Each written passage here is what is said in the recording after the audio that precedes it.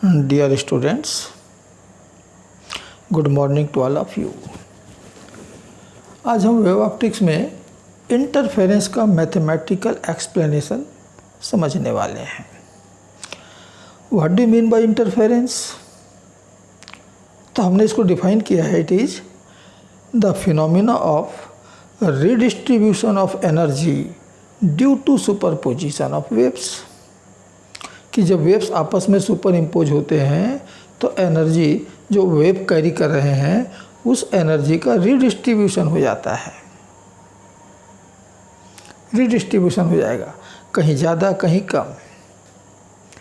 Energy add नहीं होगा, यहाँ की एनर्जी वहाँ चली जाएगी, तो जहाँ चली एनर्जी ट्रांसफ़र हो गई वहाँ एनर्जी बढ़ गई, और जहाँ से ट्रांसफ़र हुई वहाँ एनर्जी कम हो गई। इसको कहते हैं रिडिस्ट्रीब्यूशन ऑफ एनर्जी। तो interference is a phenomena of redistribution of energy due to superposition of waves. अब यहाँ पर हम इंटरफेरेंस ले रहे हैं between light waves, between light waves. अब इंटरफेरेंस कब होता है, इसके लिए कुछ कंडीशंस हैं।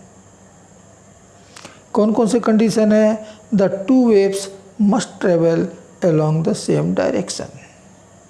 पहला कंडीशन कि दोनों वेव सेम डायरेक्शन में चलते हुए आपस में मिलने चाहिए, आपस में सुपर इम्पोज होने चाहिए, तब जाकर के इंटरफेरेंस होता है। Second, the two waves must have the same frequency. दोनों वेव्स की फ्रीक्वेंसी भी सेम होना चाहिए, सेम होना चाहिए। एंड थर्ड है, there must be a constant phase difference at a point.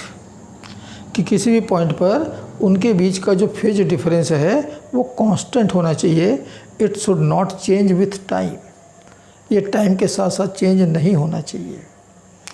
तो when we satisfy all this three conditions then we get the interference.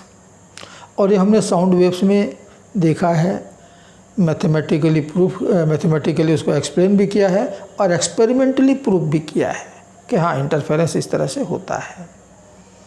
वहाँ पर साउंड एनर्जी का रिडिस्ट्रीब्यूशन होगा, यहाँ पर लाइट एनर्जी का रिडिस्ट्रीब्यूशन होगा। और जब लाइट एनर्जी का रिडिस्ट्रीब्यूशन होगा तो कहीं पर लाइट ज़्यादा मिलेगी, कहीं पर लाइट कम मिलेगी।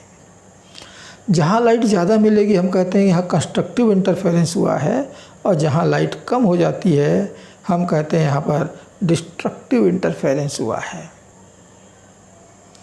तो कहाँ कंस्ट्रक्टिव इंटरफेरेंस होगा, कहाँ डिस्ट्रक्टिव इंटरफेरेंस होगा, ये सब कुछ बातें हमको यहाँ पर देखने हैं। मैथमेटिकली हमको उसके लिए एक्सप्रेशन, उसके लिए कंडीशंस निकालने हैं, ठीक है ना।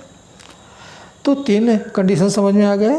To waves must travel along the same direction, the waves must have the same frequency, and there must be a constant phase difference between the waves at a point which not change with time. So when you satisfy these three conditions, then you have the interference. Interference आपको तब जा कर के मिलेगा। तो मान लीजिए कि ऐसे ही दो इंटरफेयरिंग वेव्स हमारे पास हैं। Let two interfering waves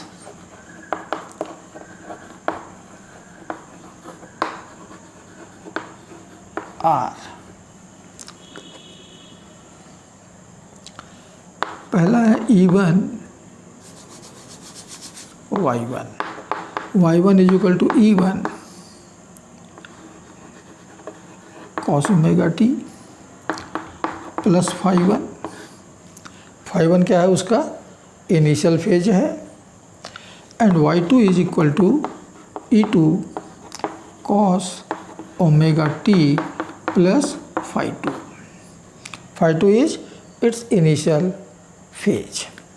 E1 क्या हुआ, amplitude of this wave. E2 is the amplitude of the second wave. Y1 is the instantaneous displacement at this time t, and Y2 is the instantaneous displacement at this time t। ठीक है। यहाँ पर हमने E1 E2 क्यों लिया? Generally हम amplitude को A1 A2 से रिप्रेजेंट करते हैं। यहाँ ऐसा क्यों लिया है? तो आपको मालूम है कि light is an electromagnetic wave. in which the E vector and B vector means magnetic vector both vibrate with the same frequency and in the same phase ये E वेक्टर B वेक्टर हमेशा same phase में मिलते हैं, but they vibrate along perpendicular to each other. E vector x axis में है तो B vector y axis में होगा, E वेक्टर y एक्सिस में है तो B वेक्टर x एक्सिस में होगा, ये दोनों हमेशा होंगे। और लाइट की वेलोसिटी हम देते हैं E अपॉन बी से, the ratio between the magnitude of E vector upon the magnitude of B vector, and as we know that the velocity of light is very high, 3 × 10⁸ metre पर second, तो E vector जो है वो B vector के comparison में इतना times बड़ा होता है, इतना टाइम्स ज़्यादा होता है। और इसीलिए हम जो लाइट के कारण हम जो देख पाते हैं, it is due to E vector and not by the B vector. यानी आपकी जो देखने की प्रोसेस है वो किसके कारण होती है? Due to only E vector, वहाँ बी वेक्टर का कोई रोल नहीं है। Of course both the field carry the energy, दोनों फील्ड एनर्जी कैरी कर रहे हैं, लेकिन हमारी जो आँख है वो किसके लिए सेंसिटिव है? For E vector. हमको कौन दिखाता है? ई वेक्टर, और इसलिए हमने यहाँ पर ई वेक्टर लिया हुआ है, राइट। तो E1 is the amplitude of E vector of the first light wave and E2 is the amplitude of the E vector means electric field vector of the second wave. ये बात समझ में आ गई? इसलिए मैंने यहाँ पर E1 E2 लिया हुआ है, ठीक। दोनों जगह देख रहे हो ओमेगा सेम है, हमने ओमेगा 1 ओमेगा 2 नहीं लिया। क्यों? क्योंकि दोनों की फ्रीक्वेंसी सेम होनी चाहिए, और दोनों की फ्रीक्वेंसी सेम है तो दोनों की एंगुलर वेलोसिटी भी इक्वल होगी। तो हमने दोनों जगह ओमेगा इसलिए लिया हुआ है। अब मान लीजिए कि दोनों चलते हुए सेम डायरेक्शन में चलते हुए आपस में सुपर इम्पोज हो गए, आपस में मिल गए, तो due to super position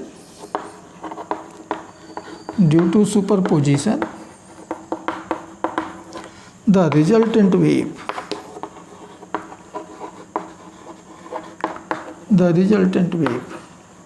y will be equal to y1 plus y2,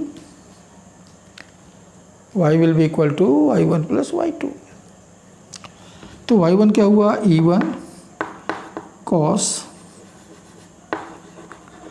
omega t plus phi1 plus E2 cos omega t plus phi2, ये हुआ। अब इसको आगे हम कैसे सॉल्व कर सकते हैं? तो बस ये cos a प्लस बी वाला फॉर्म है, यहाँ भी cos a प्लस बी वाला फॉर्म है, तो इसको अपन इनके फॉर्मूले यहाँ पर अप्लाई कर दें। तो cos a प्लस बी कितना होता है भाई? Yes, cos a cos b minus sin a sin b, right. तो यहाँ से मिल गया E1 cos a cos b minus sin a sin b, ठीक है। बिल्कुल ऐसे इसको भी ओपन कर लो, तो E2 cos a cos b minus sin a sin b, इतना कर सकते हैं, ठीक है ना। तो ये फॉर्मूला अप्लाई लग गया। अब यहाँ से हमको cos ओमेगा t कॉमन मिलेगा, यहाँ से हमको sin ओमेगा t कॉमन मिलेगा। तो एक जगह से हमने cos ओमेगा 2 कॉमन लिया, तो क्या क्या मिल गया? यहाँ से मिलेगा E1 cos phi1,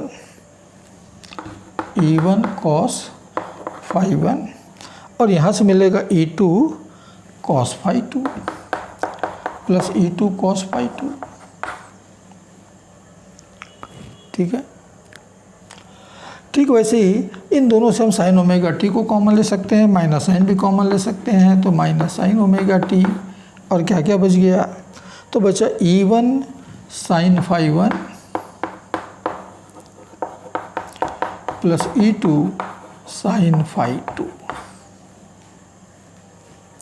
ओके, अब let E1 cos phi 1 plus E2 cos phi 2 is equal to E cos theta. कितने के बराबर है ये? E कॉस थीटा के बराबर है। And similarly E1 sine phi 1 plus E2 sine phi 2 is equal to E sine theta. इतनी जगह हम E साइन थीटा रख सकते हैं। ठीक, तो यहाँ से E कितना होगा? E तो आपका एज्यूम्ड नंबर है ना, क्वांटिटी है। तो E की वैल्यू कैसे निकालेंगे? दोनों के स्क्वायर करके जोड़ देंगे, cos square theta plus sine square theta 1 हो जाएगा और E स्क्वायर आपको निकल आएगा। और वहाँ से फिर आप E कैलकुलेट कर लेंगे। और जैसे ही यहाँ पर से थीटा निकालना हो तो क्या करेंगे? तो थीटा निकालने के लिए हम आपस में डिवाइड कर देंगे। ठीक है, तो इतना रखने के बाद द रिजल्टेंट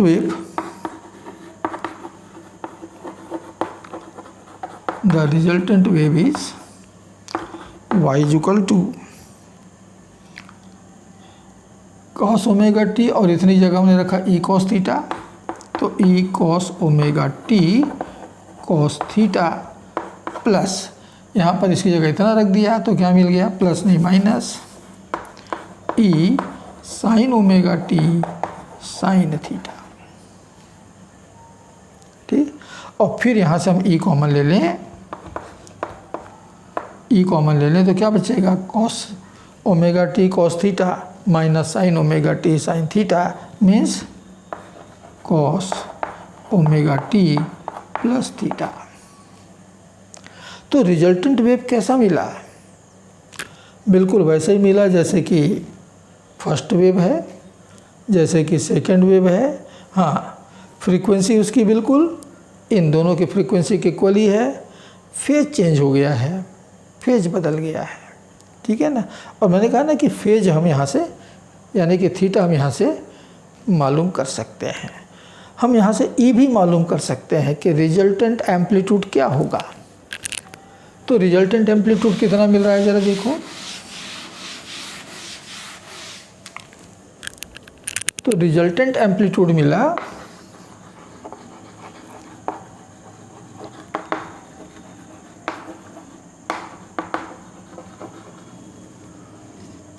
के लिए मैं इन दोनों इक्वेशन को स्क्वायर करके जोड़ रहा हूँ। राइट हैंड साइड को पहले ले रहा हूँ, तो E square cos square theta plus E square sine square theta is equal to E1 cos phi 1 plus E2 cos phi 2 का square plus E1 sine phi 1 plus E2 sine phi 2 का square. ठीक है, यहाँ से मैंने E square common लिया, बाकी बचा cos square theta plus sine square theta, it becomes 1। छोड़ दो, ब्रैकेट ओपन करें तो E1 square cos square phi 1 plus E2 square cos square phi 2 plus 2E1 E2 cos phi 1 cos phi 2। ठीक, इसको भी ज़रा ऐसे ओपन करें तो E1 स्क्वायर प्लस साइन के साथ plus E1 square sine square phi 1 plus E2 square sine square phi 2 plus 2E1 E2 sine phi 1 sine phi 2। Any problem? बिल्कुल बात समझ में आई। थोड़ा सा लेंदी है, बड़ा है, लेकिन है आसान, है ना। अब देखो इन दोनों के यदि मैं जोड़ दूं E1 square cos square phi plus E1 square sine square phi, तो ये दोनों मिल करके 1 हो गया। तो क्या बचेगा? E1 square. ये स्टेप समझ में आ रहा है? मैंने दोनों से E1 स्क्वायर को कॉमन लिया तो क्या बचेगा? Cos square phi plus sine square phi 1 और इनका सम 1। यहाँ से मैंने वैसे ही E2 स्क्वायर कॉमन लिया तो क्या मिलेगा? Cos square phi 2 plus sine square phi 2 and it is equal to 1। यहाँ से मैंने 2e1 e2 को कॉमन ले लिया तो क्या मिला, cos phi 1 cos phi 2 plus sine phi 1 sine phi 2। Okay, इतना। अब फिर e1 square plus e2 square plus 2e1 e2, और भाई ये तो हो गया कॉस फाई 1 माइनस फाई 2,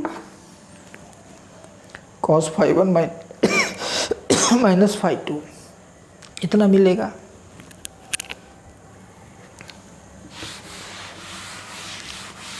अब ये जो फाई 1 माइनस फाई 2 है ये क्या है, ये फाई 1 माइनस फाई 2 क्या है, दोनों के फेज का डिफरेंस है, मीन्स फेज डिफरेंस। तो since phi 1 minus phi 2 is called the phase difference, ये फेज डिफरेंस बराबर हुआ, मान लीजिए कि फाई के बराबर है, suppose it is equal to phi, the phase difference between the waves, then we have E square equal to e1 square plus e2 square plus 2e1 e2 cos phi. Phi 1 minus phi 2 जगह मैंने phi रखा, are is equal to root e1 square plus e2 square plus 2e1 e2 cos phi. तो this is the resultant amplitude of the wave after superposition of the interfering waves, कि दोनों wave जब interference में जब super impose हो गए तो जो रिजल्टेंट एम्पलीट्यूड मिलेगा वो इतना मिलेगा, इतना मिलेगा। तो किसी पॉइंट पर रिजल्टेंट एम्पलीट्यूड e1 e2 और बोथ आर द कांस्टेंट्स, किस पे डिपेंड करेगा, it only depend upon the phase difference between the waves, कि वेव्स के बीच में कितने का फेज डिफरेंस है ये उसी बात पर डिपेंड करेगा। ठीक है, अब जहाँ पर कॉस फाई की वैल्यू मैक्सिमम होगा मीन्स +1, तो वहाँ आपको एम्पलीट्यूड भी मैक्सिमम मिलेगा, और जहाँ एम्पलीट्यूड मैक्सिमम होगा वहाँ लाइट एनर्जी भी ज़्यादा मिलेगी, मैक्सिमम मिलेगा। और जहाँ कॉस फाई की वैल्यू मिनिमम हो जाएगी, कॉस फाई की वैल्यू मिनिमम हो जाएगी, वहाँ एम्पलीट्यूड भी मिनिमम होगा, और एम्पलीट्यूड यदि मिनिमम मिले तो लाइट एनर्जी भी कम से कम मिलेगा। तो ये कंस्ट्रक्टिव और डिस्ट्रक्टिव इंटरफेरेंस के लिए कंडीशंस हमको मिल जाएंगे यहाँ से। ठीक है ना। अब एक चीज़ और, since intensity is directly proportional to amplitude का स्क्वायर, इंटेंसिटी जो है वो एम्पलीट्यूड के स्क्वायर के सीधे प्रोपोर्शनल होता है, and therefore I is equal to k times of E square. मैंने प्रोपोर्शनलिटी को इक्वालिटी में चेंज किया था, कांस्टेंट इंट्रोड्यूस कर दिया, और एम्पलीट्यूड को मैंने मान लिया ई, इतना। ठीक है, तो यहाँ से यदि हम k को मल्टीप्लाई कर दें, k को, तो किस में कन्वर्ट हो जाएगा, वो आई यानी इंटेंसिटी में कन्वर्ट हो जाएगा।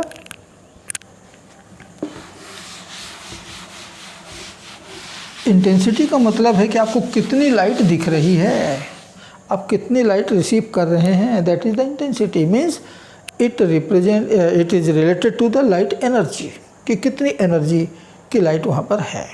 ठीक है, तो चलिए इस इक्वेशन को हम k से मल्टीप्लाई कर रहे हैं। तो since E square is given by e1 square plus e2 square plus 2e1 e2 cos phi, मैंने पूरे इक्वेशन में k से मल्टीप्लाई कर दिया तो इतना हो गया +2।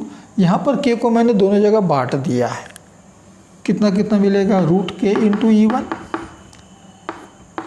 And root k into e2।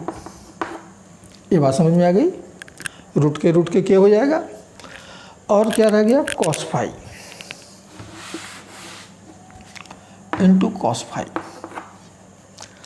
तो हम के ई स्क्वायर की जगह रिजल्टेंट इंटेंसिटी रख सकते हैं आई, ये हो गया intensity of the first wave, it is the intensity of the second wave, plus 2, it is root I1, it is root I2 into cos phi, and therefore the resultant intensity is given by I1 plus I2 plus 2 root I1 I2 cos phi। तो अब जरा यहाँ पर ध्यान दीजिए, हमने दो light wave पर्दे पे डाला है, स्क्रीन पे डाला है। एक की इंटेंसिटी I1 थी, दूसरे की इंटेंसिटी I2 थी। तो पर्दे पर कितनी इंटेंसिटी का लाइट मिलना चाहिए? I1 प्लस I2, दोनों जुड़ जाएंगे। एनर्जी का टर्म है ना ये। और एनर्जी तो स्केलर है, सीधे सीधे जुड़ते हैं, तो सीधे सीधे जुड़ जाने चाहिए थे। तो I मिलना था I1 प्लस I2, लेकिन नहीं, हमको इतना एक्स्ट्रा मिल रहा है। दिस इज़ द इंटरफेरेंस, यही इंटरफेरेंस है। अब यदि cos phi पॉजिटिव है तो I1 प्लस I2 में इतना जुड़ जाएगा, यानी एक्सपेक्टेड इंटेंसिटी से ज़्यादा मिलेगा। और यदि cos phi निगेटिव है तो इतने में से इतना घट जाएगा, यानी एक्सपेक्टेड इंटेंसिटी से कम मिलेगी। तो कहीं लाइट कम, कहीं लाइट ज़्यादा, दिस इज़ द इंटरफेरेंस। ठीक है ना, ये मैथमेटिकली हम कह रहे हैं, इट इज़ द इंटरफेरेंस। ठीक है, तो कंस्ट्रक्टिव इंटरफेरेंस कहाँ मिलेगा? तो कंडीशन फॉर कंस्ट्रक्टिव इंटरफेरेंस,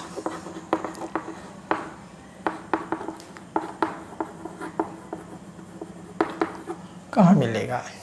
ठीक है, तो कंस्ट्रक्टिव इंटरफेरेंस वहाँ होता है जहाँ एम्पलीट्यूड एंड इंटेंसिटी दोनों के दोनों मैक्सिमम होते हैं। ठीक है, दोनों मैक्सिमम होते हैं। और ये कब मैक्सिमम मिलेगा? जबकि cos phi की वैल्यू दोनों जगह cos phi है, यहाँ भी cos phi है, वहाँ भी cos phi है। जब ये मैक्सिमम होगा तो आपको E मैक्सिमम मिलेगा, और जब E मैक्सिमम होगा तो आपको I भी मैक्सिमम मिलेगा। तो condition for constructive interference is cos phi should be maximum, means plus one होना चाहिए। तो किसके लिए होता है? And therefore the phase difference is equal to 0। cos 0 की वैल्यू 1 होता है, आपको मालूम है। अब इसमें 2 पाई जोड़ते जाओ, सबके लिए वैल्यू +1 ही रहेगा। मीन्स 0 के लिए मिलेगा, फिर 2 पाई के लिए, फिर 4 पाई के लिए, फिर 6 पाई के लिए, एंड सो ऑन। तो हम इसको कह सकते हैं 2n pi, where n is n integer 0, 1, 2, 3 etcetera. ठीक, तो phase difference between the waves must satisfy this relation, then we have the constructive interference at those points। अब n की वैल्यू 0 रखा तो phi इक्वल टू 0, तो जहाँ phi 0 मिलेगा वहाँ कंस्ट्रक्टिव मिलेगा। n की वैल्यू 1 रखा तो phi इज इक्वल टू 2 पाई, तो जहाँ पर वेव्स के फेज डिफरेंस 2 पाई के बराबर हो वहाँ मिलेगा कंस्ट्रक्टिव। तो इस तरह से ये सारे कंडीशंस जहाँ जहाँ सेटिस्फाई होंगे वहाँ हमको कंस्ट्रक्टिव इंटरफेरेंस मिलेगा।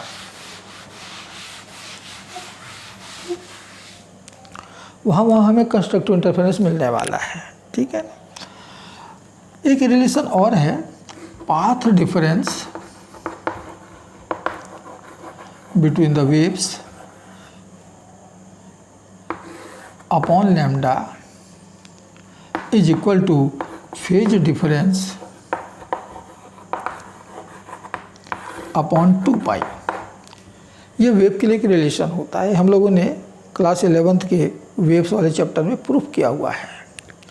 तो फेज डिफरेंस को मैं दिखा देता हूँ x से by lambda is equal to, इसको तो हमने फाई से दिखाया है 2 pi, and therefore x the path difference is equal to phi upon 2 pi into lambda. अब फाई की वैल्यू कितनी है? तो 2n pi upon 2 pi into lambda, and therefore it is n lambda. तो वो सारे पॉइंट जहाँ पर पाथ डिफरेंस, दोनों के पाथ में डिफरेंस इस रिलेशन को सेटिस्फाई कर रहे होंगे, वहाँ हमें कंस्ट्रक्टिव इंटरफेरेंस मिलेगा, यानी कि मैक्सिमम लाइट हमको मिलेगी। तो कितना होना चाहिए? 0। n की वैल्यू मैंने रखा 0। कितना होना चाहिए? 1 लैम्डा, यानी कि लैम्डा, 2 लैम्डा, 3 लैम्डा। तो जिन पॉइंट्स पर वेव्स के बीच में पाथ डिफरेंस इस रिलेशन को सेटिस्फाई कर रहा होगा, वहाँ हमें कंस्ट्रक्टिव इंटरफेरेंस मिलेगा, कंस्ट्रक्टिव इंटरफेरेंस बनेगा। और जब वहाँ कंस्ट्रक्टिव इंटरफेरेंस बन गया तो कितना एम्पलीट्यूड होगा और कितनी इंटेंसिटी होगी। तो मैंने कहा ना कि दोनों मैक्सिमम होंगे, दोनों मैक्सिमम होंगे। तो कितना होगा देखो, तो E maximum will be equal to root E1 square plus E2 square plus 2E1 E2। तो भाई ये तो E1 प्लस E2 का होल स्क्वायर हुआ and therefore E1 plus E2। तो जो मैक्सिमम एम्पलीट्यूड मिलेगा वो दोनों वेव्स के एम्पलीट्यूड के सम के बराबर होगा, सीधे सीधे। एंड इंटेंसिटी भी मैक्सिमम मिलने वाली है, आई मैक्सिमम मिलेगा। अभी हमने फार्मूला उसके लिए निकाला था, उसी में रख रहे हैं कॉस फाई की वैल्यू 1, वहीं हम रख रहे हैं कॉस फाई की वैल्यू 1। तो क्या मिलेगा, I1 plus I2 plus 2 root I1 I2, इतना मिलेगा। ठीक है, क्योंकि कॉस फाई की वैल्यू 1 हो गया। एक स्पेशल केस लें कि if E1 equal to E2 equal to E0 से, दोनों का एम्पलीट्यूड E0 है, और जब एम्पलीट्यूड इक्वल होगा तो इंटेंसिटी भी इक्वल होगा। मान लीजिए I0 है, तो हमें E मैक्सिमम कितना मिला, तो ये मिल गया 2E0, लेकिन I मैक्सिमम कितना मिला, ये I0, ये भी I0, ये भी I0, तो 2I0, 2, अब I0 के स्क्वायर का रूट निकलेगा तो ये भी I0, तो कितना हो गया 4I0। अब यहाँ से बात बिल्कुल क्लियर हो जाएगी कि हमने पर्दे पर दो वेव्स डाले हैं, एक साथ डाले हैं, दोनों की इंटेंसिटी I0 थी।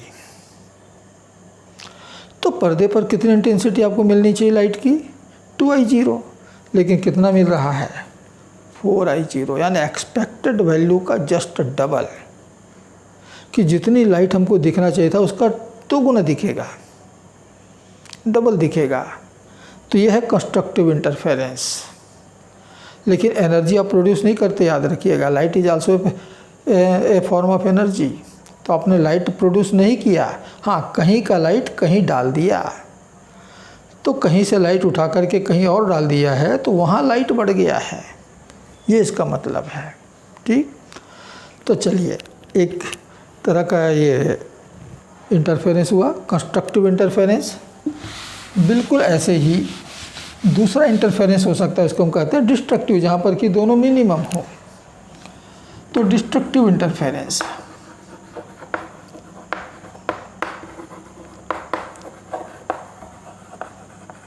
डिस्ट्रक्टिव इंटरफेरेंस क्या कंडीशन होगी, तो कंडीशन है इसके लिए कि कॉस फाई की वैल्यू मिनिमम होना चाहिए, और मिनिमम कितना होता है, तो -1।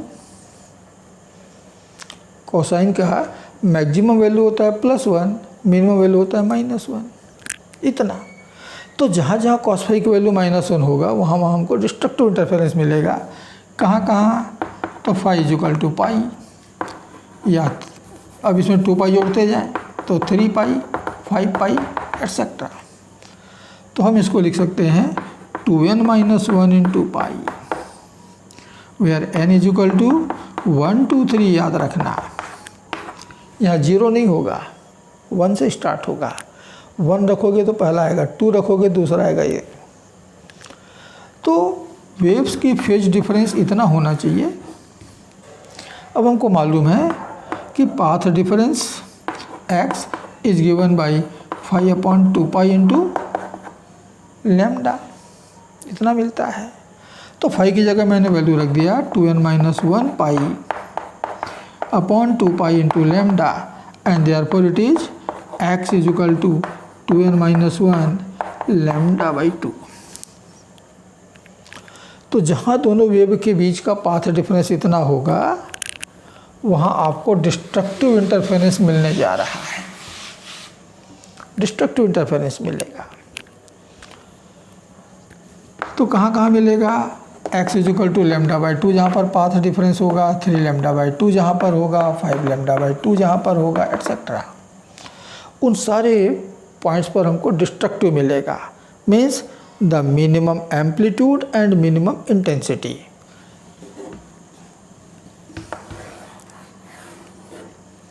तो कितना मिनिमम इंटेंसिटी मिलने वाला है, तो E minimum will be equal to E1 square plus E2 square minus 2E1 E2 cos phi की वैल्यू -1 रखने पर, तो हमको मिल गया E1 माइनस E2 का whole square and therefore it is E1 minus E2, यानी रिजल्टेंट एम्पलीट्यूड जो मिलेगा वो दोनों के डिफरेंस के बराबर आएगा।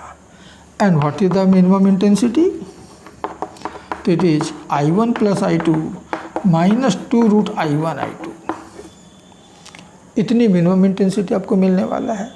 और ज़रा वो स्पेशल केस ज़रा यहाँ पर भी अप्लाई करो कि E1 equal to E2 equal to E0 मान लो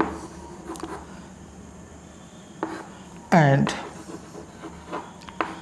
I1 equal to I2 equal to I0 मान लीजिए, तो E मिनिमम कितना हो गया, तो 0। अब जब एम्पलीट्यूड ही नहीं है तो फिर इंटेंसिटी भी 0। तो इस केस में जहाँ जहाँ डिस्ट्रक्टिव इंटरफेरेंस होगा वहाँ कंप्लीट डार्कनेस मिलेगा, कंप्लीट डार्कनेस। जहाँ कंस्ट्रक्टिव होगा वहाँ पर तो बहुत लाइट होगा, जहाँ डिस्ट्रक्टिव होगा वहाँ पर बिल्कुल नहीं होगा, एकदम डार्कनेस, ठीक है ना। और बाकी केसेस में क्या होगा, ज़्यादा लाइट कम लाइट, ज़्यादा लाइट कम लाइट, यानी लाइट कहीं पर भी जीरो नहीं होगा, बस वेरिएशन मिलेगा ज़्यादा और कम। यहाँ पर मिलेगा मैक्सिमम ज़्यादा और एकदम जीरो, मिनिमम माने एकदम जीरो। तो इस तरह के इंटरफेरेंस को अच्छा माना जाता है क्योंकि उसको बाइफरकेट करना बड़ा आसान हो जाएगा। जहाँ बिल्कुल नहीं दिख रही वो डिस्ट्रक्टिव हो गया, जहाँ दिख रही है मैक्सिमम दिख रही वो कंस्ट्रक्टिव हो जाएगा, ठीक। इतना। अब इस पूरे प्रोसेस में देखें कि स्क्रीन पर एवरेज इंटेंसिटी कितनी है, एवरेज इंटेंसिटी कितनी है, ठीक है ना। तो average intensity on the screen,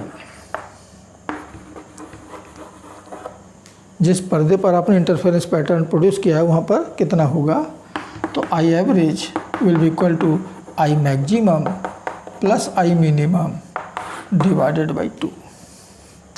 तो आई मैक्सिमम मिला था I1 plus I2 plus 2√I1 I2 और मिनिमम मिला है I1 plus I2 minus 2√I1 I2 divided by 2। तो भाई ये टर्म तो हो गया कैंसिल, तो कितना आ गया 2I1 प्लस 2I2, 2 से डिवाइड किया तो क्या आ गया I1 प्लस I2। तो जैसे हमने कहा ना कि हमने दो लाइट वेव स्क्रीन पे डाले हैं, एक की इंटेंसिटी I1 थी, एक की इंटेंसिटी I2 है, तो पर्दे पर कितनी इंटेंसिटी होना चाहिए I1 प्लस I2, तो एवरेज तो उतना ही है। हाँ, अब ये कहीं कम और कहीं ज़्यादा हो गया है बस, यानी क्या हो गया, रीडिस्ट्रीब्यूशन हो गया। And that's why this phenomena is called redistribution of energy due to superposition of waves is called interference, ठीक है। एक बड़ा इंपॉर्टेंट फार्मूला यहाँ से मिल रहा है हमको कि जहाँ पर E मैक्सिमम था वहाँ पर मिला था E1 प्लस E2 और जहाँ पर E मिनिमम है वहाँ पर मिल रहा है E1 माइनस E2, और इंटेंसिटी जो है वो एम्पलीट्यूड के स्क्वायर के ही प्रोपोर्शनल होता है।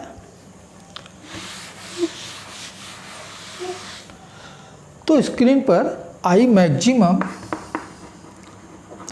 और I मिनिमम जो रेशियो मिलेगा ये होगा E maximum upon E minimum के बीच का स्क्वायर।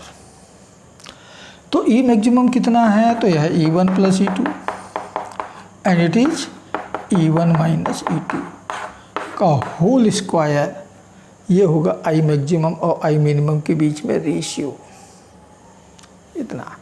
यहाँ से भी जनरली क्वेश्चन आए हैं, इस फॉर्मूले से भी जनरली क्वेश्चन आते हैं। तो बच्चों ये था इंटरफेरेंस का कंप्लीट मैथमेटिकल एक्सप्लेनेशन कि कहीं पर क्यों लाइट ज़्यादा हो गई, कहीं पर क्यों लाइट कम हो गई, due to the path difference और due to the phase difference between the superposing waves. आपस में मिलने वाली वेव्स में जो पाथ डिफरेंस है या जो फेज डिफरेंस है, उसी के कारण लाइट कहीं ज़्यादा तो कहीं कम हमको दिखाई देता है, और इसी को हम कहते हैं इंटरफेरेंस। इस इंटरफेरेंस के लिए सबसे ज़रूरी बात यह है कि जो थीटा है, कॉस फाई है, किसी भी पॉइंट पर कॉस फाई की वैल्यू कांस्टेंट होना चाहिए। जहाँ कंस्ट्रक्टिव है वहाँ पर 1, जहाँ डिस्ट्रक्टिव है वहाँ पर -1। और 1 कब होगा, जबकि फेज डिफरेंस 0 होगा। -1 कब होगा, जबकि पाई होगा। लेकिन मान लीजिए कि पर्दे पर क्या हो रहा है, अभी तो 0 है, लेकिन थोड़ी देर बाद वो पाई हो गया, चेंज हो रहा है। 0 से 2 पाई तक लगातार चेंज होते जा रहा है। कौन? फाई की वैल्यू। तो किसी पर्टिकुलर स्टैंड पर वो 0 था, फिर बढ़ते बढ़ते पाई हो गया, फिर बढ़ते बढ़ते 2 पाई हो गया, 2 पाई माने फिर 0 हो गया, फिर पाई 2 पाई, फिर पाई 2 पाई, लगातार बदल रहा है, लगातार चेंज हो रहा है। तो कॉस फाई की वैल्यू में लगातार वेरिएशन आएगा। और जब फाई की वैल्यू 0 से 2 पाई तक पूरा चेंज होता है, तो सारे कॉस फाई की वैल्यूज़ का एवरेज 0 हो जाता है। तो उस केस में कॉस फाई की एवरेज वैल्यू जो है वो 0 हो जाएगा, ठीक है ना, 0 मिलेगा। तो इंटेंसिटी क्या हो जाएगी? इंटेंसिटी हमने देखा था ना, I1 + I2 + 2√I1 I2 cos phi, और ये कॉस फाई हो गया 0, तो क्या मिलेगा? I1 + I2। यानी पूरे स्क्रीन पर लाइट की इंटेंसिटी यूनिफॉर्म होगा, ना कहीं कम ना कहीं ज़्यादा, सब जगह यूनिफॉर्म लाइट आपको दिखेगा। मतलब आपसे इंटरफेरेंस नहीं हुआ, आपसे इंटरफेरेंस नहीं हुआ। और लाइट वेव्स के साथ में यही प्रॉब्लम है कि दो अलग अलग सोर्सेस की लाइट यदि हम लें of equal frequency of course, travelling in the same direction of course, और उन दोनों को किसी स्क्रीन पर मिलाएं तो भी इंटरफेरेंस नहीं मिलता, क्योंकि लाइट की जो सोर्सेस हैं, दो अलग अलग सोर्सेस हैं, उनके बीच का फेज डिफरेंस कभी भी कांस्टेंट नहीं रह पाता। It always very with time, and that's why this term become 0। ये टर्म 0 हो गया। लेकिन यदि हमारे पास ऐसे दो सोर्स हैं जिनके वेव्स के बीच में कांस्टेंट फेज डिफरेंस हो, टाइम के साथ वेरी ना हो, तो ऐसे सोर्सेस को हम कहते हैं कोहेरेंट सोर्सेस। Coherent sources. और दो अलग अलग सोर्सेस कभी भी कोहेरेंट नहीं बनेगा। कोई भी कंडीशन अप्लाई कर लो, वो कोहेरेंट नहीं बनेंगे, ठीक है। और इसलिए इंटरफेरेंस, कम से कम लाइट वेव्स की इंटरफेरेंस प्रोड्यूस करने के लिए एक और कंडीशन आ गया, the sources must be the coherent sources. और कोहेरेंट सोर्सेस, जैसे मैंने कहा कि दो अलग अलग सोर्सेस कभी भी नहीं होंगे, तो क्या करना पड़ता है? एक ही सोर्स के दो पार्ट करने पड़ते हैं। एक ही सोर्स के दो पार्ट कर दीजिए, एक ये सोर्स का काम कर रहा है, एक ये सोर्स का काम कर रहा है। यहाँ से आने वाली लाइट और यहाँ से आने वाली लाइट दोनों पर्दे पे मिल गए, आपको इंटरफेरेंस मिल जाएगा। तो कोहेरेंट सोर्सेस प्रोड्यूस करने के इसलिए हमारे पास दो तरीके होते हैं, by division of wave front. Wave front को डिवाइड करके, यंग्स डबल स्लिट एक्सपेरिमेंट हमने वही किया हुआ है। वेव फ्रंट के दो पार्ट कर दिए, दो इंसिडेंट वेव फ्रंट है उसके दो पार्ट कर दिए, और वहाँ से कोहेरेंट सोर्सेस हमने बनाए। या by division of amplitude. Interference के ऐसे बहुत से एक्सपेरिमेंट हुए हैं जहाँ पर कि एम्पलीट्यूड को डिवाइड कर देते हैं। एक सोर्स से जितनी लाइट आई उसकी कुछ एम्पलीट्यूड इधर ले लिया, कुछ एम्पलीट्यूड उधर ले लिया। इसको कहते हैं डिवीजन ऑफ एम्पलीट्यूड। तो दो मेथड हमारे पास सामने हैं टू प्रोड्यूस कोहेरेंट सोर्सेज। इसमें से एक तो आप पढ़ेंगे, the Young's double slit experiment, और फिर वहाँ देखेंगे कि वेव फ्रंट कैसे डिवाइड होता है या किया जाता है, और फिर कोहेरेंट सोर्सेस कैसे बनता है। ठीक है ना। तो ये है बच्चों mathematical explanation of interference of light, हम यहाँ पर लिया है इंटरफेरेंस ऑफ लाइट। तो लाइट की इंटरफेरेंस दो अलग अलग सोर्सेज से आने वाली लाइट से कभी नहीं होगा, इस बात को याद रखिएगा। एक ही सोर्स के दो पार्ट करने के बाद जो सोर्सेज बनेंगे उनसे आने वाली लाइट का इंटरफेरेंस पॉसिबल होगा। ठीक। तो बच्चों आज के लिए बस इतना ही। नमस्कार, जय हिंद।